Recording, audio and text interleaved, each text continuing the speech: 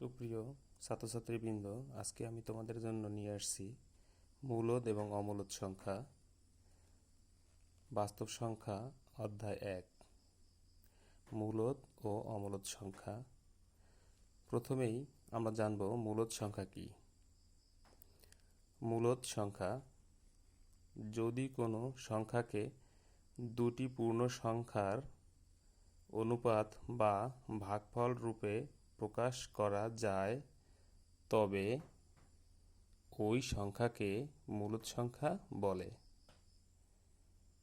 আবার দেখো, মূলদ সংখ্যা যদি কোনো সংখ্যাকে দুটি পূর্ণ সংখ্যার অনুপাত বা ভাগফল রূপে প্রকাশ করা যায় তবে ওই সংখ্যাকে মূলদ সংখ্যা বলে। যেমন 2/3, 5/4, 2.45 দুটোর উপরই পৌনঃপুনিক।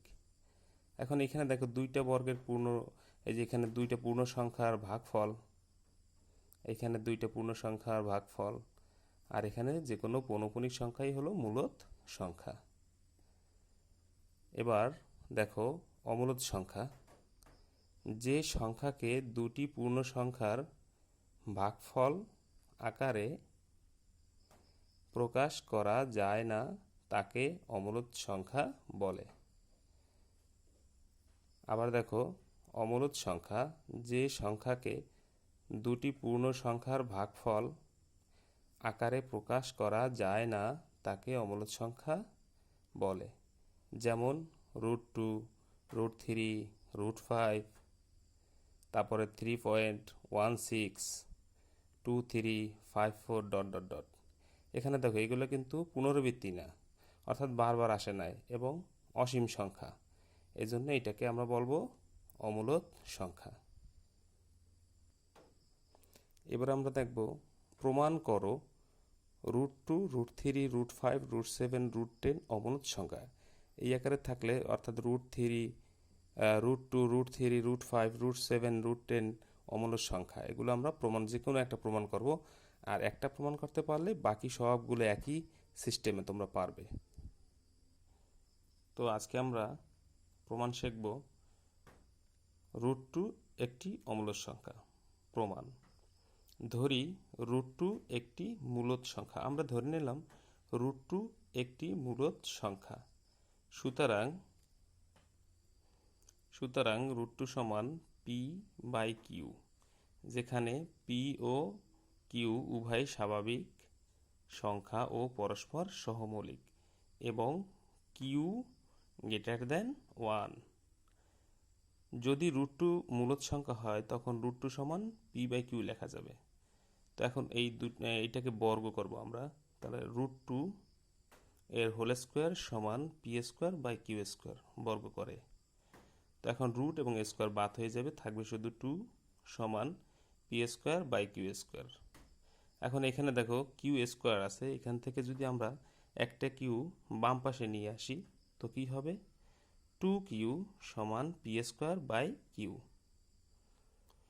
এখানে 2q পূর্ণ সংখ্যা, এখানে 2q কি পূর্ণ সংখ্যা, আর p²/q পূর্ণ সংখ্যা নয়। এই জন্য আমরা এখানে লিখলাম 2q পূর্ণ সংখ্যা কিন্তু p²/q পূর্ণ সংখ্যা নয়। যেহেতু দুইটা আলাদা আলাদা রাশি, অর্থাৎ এটা পূর্ণ সংখ্যা, এটা পূর্ণ সংখ্যা নয়, এই কারণে আমরা এই দুইটা সমান লিখতে পারবো না। এক জাতীয় রাশি থাকলে সমান লেখা যাবে। এখানে যেহেতু রাশি দুটো ভিন্ন, একটা পূর্ণ সংখ্যা, একটা পূর্ণ সংখ্যা নয়, এই কারণে 2q is not equal p²/q। সুতরাং এইটা কোথা থেকে আসছে? এইটা আসছে এখান থেকে, √2 সমান p/q। যেহেতু √2 মূলদ সংখ্যা ছিল আর এখানে যেহেতু পূর্ণ সংখ্যা না, এই কারণে আমরা কি বলতে পারি, অর্থাৎ একটা পূর্ণ সংখ্যা একটা পূর্ণ সংখ্যা না, এই কারণে √2ও তোমার p/q আকারে লেখা যাবে না, অর্থাৎ √2 ইজ নট ইকুয়াল p/q। সুতরাং √2 মূলদ সংখ্যা নয়।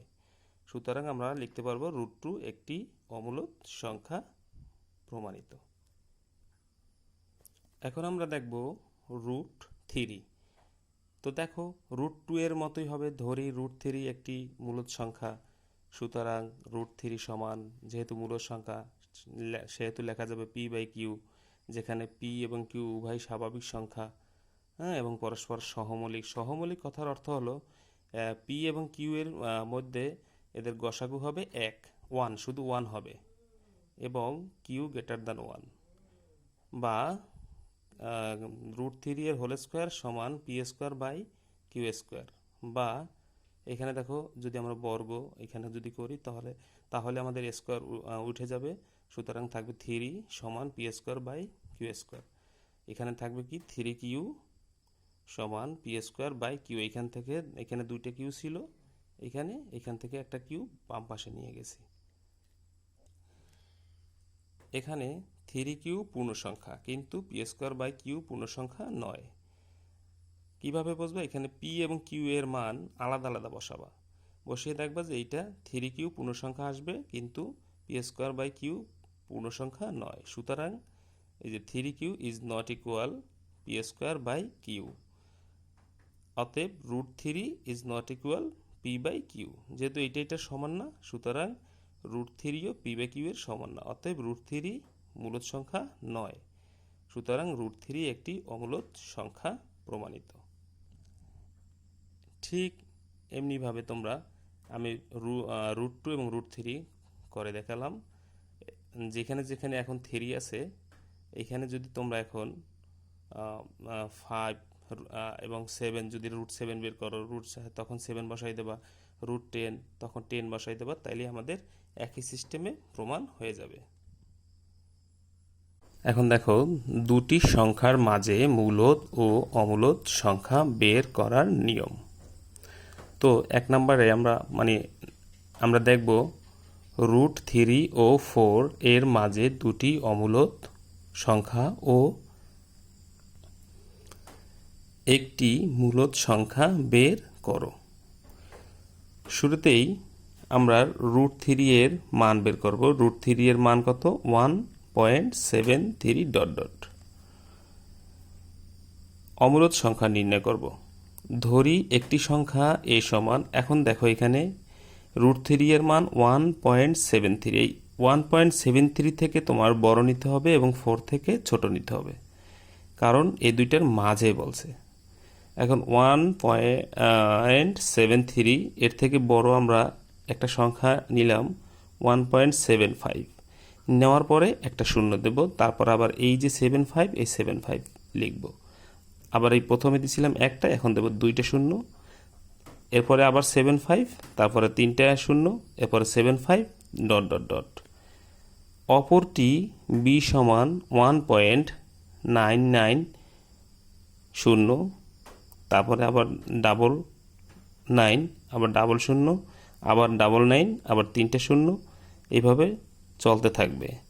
এখন দেখো এখানে কিন্তু 1.73 থেকে, শুধু 73 থেকে যে কোনো সংখ্যা বড় নিলে হবে, যেমন 74, 75, 76, 77, ঠিক আছে? তো আমরা দুইটা সংখ্যা নিলাম 75 আর 99, এভাবে। এখন দেখো রুট 3 থেকে এই যে এ আমরা সংখ্যা নিলাম, এটা বড় আর 4 থেকে ছোট, আর রুট 3 থেকে বি বড় এবং 4 থেকে ছোট। সুতরাং এ ও বি দুটি অমূলদ সংখ্যা, যা রুট 3 এবং 4 এর মাঝে অবস্থিত। এখন দেখো মূলদ সংখ্যা বের করার নিয়ম। রুট 3 এবং 4 এর মাঝে একটি মূলদ সংখ্যা আমরা ধরে নিলাম 5/2, অর্থাৎ 2.5। আমরা জানি যে সংখ্যাকে দুইটা পূর্ণ সংখ্যার ভাগফল আকারে প্রকাশ করা যায়, সেই সংখ্যাটাই হলো মূলদ সংখ্যা। সুতরাং 2.5কে 5/2 আকারে প্রকাশ করা যায়, এই জন্য 2.5 মূলদ সংখ্যা। এমন মূলদ সংখ্যা অসংখ্য আছে, আমি শুধু একটি নিয়ে দেখালাম। এবার আমরা দেখব 2 নম্বর অঙ্ক। 1/√2 ও √2 এর মাঝে একটি মূলদ ও একটি অমূলদ সংখ্যা বের করার নিয়ম। তো সমাধানে শুরুতেই আমরা 1/√2 এর মান আমরা বের করলাম ক্যালকুলেটর দিয়ে, কত হয় 0.7072। তারপরে √2 এর মান বের করলাম, √2 সমান 1.4142। এখন আমাদের দুইটা সংখ্যা, একটা অমূলদ এবং একটা মূলদ সংখ্যা নিতে হবে। ধরি a সমান 0.80 এবং অপর একটা সংখ্যা আমরা ধরে নিলাম b সমান 0.85, তারপরে আবার 3টা 085। অর্থাৎ আমার এই যে 0.70 এইটা থেকে বড় নিতে হবে এবং 1.41 এটা থেকে ছোট নিতে হবে। অর্থাৎ এখানে 0.70 থেকে বড় নিলেই হবে যে কোনো সংখ্যা, এবং এখানে 1.41 এখান থেকে ছোট নিলেই হবে। তো এই জন্য আমরা একটা সংখ্যা নিলাম 0.80 আর একটা সংখ্যা নিলাম 0.85, তারপরে একটা 0, আবার সেই 85, দুইটা 0, তারপর আবার 85, 3টা 0, এরপরে আবার 85 ...